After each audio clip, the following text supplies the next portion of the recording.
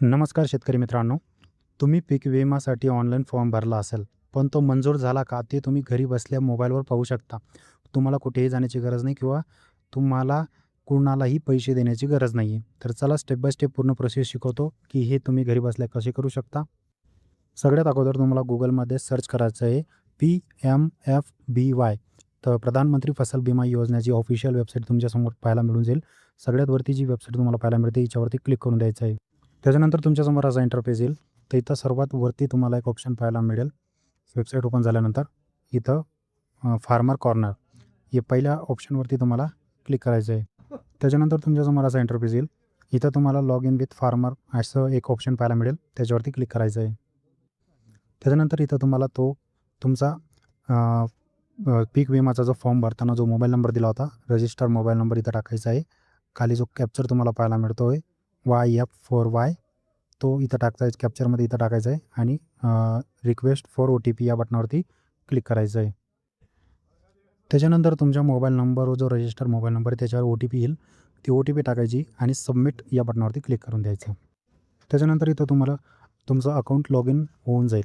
त्याच्यानंतर तुम्हाला खाली जायचं आहे आणि इथं तुम्हाला एक ऑप्शन पाहायला मिळेल, की तुमची जी पॉलिसी काढली ती कोणत्या वर्षाची तुम्हाला पाहिजे, तर तुम्ही इथं टिक करून चेक करू शकता, पाहू शकता.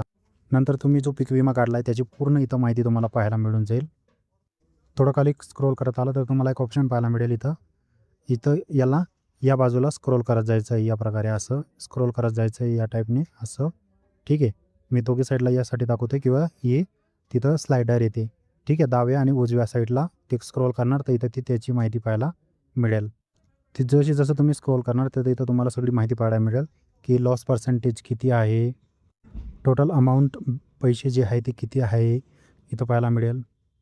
त्याच्यानंतर तुमचं जे लॉस पर्सेंटेज किती आहे ते इथं तुम्हाला पाहायला मिळून जाईल. तर ते स्क्रोल करून तुम्ही सगळी माहिती इथं पाहू शकता. तर मी सिक्युरिटी रिझनसाठी बाकी गोष्टी हाईड केलेल्या आहेत, तुम्ही पाहू नाही शकत. तर हे सर्व शेतकऱ्याची पूर्ण इथं माहिती तुम्हाला पाहायला मिळून जाते, की फार्मरचं नाव काय आहे इथं वरती तुम्ही पाहू शकता.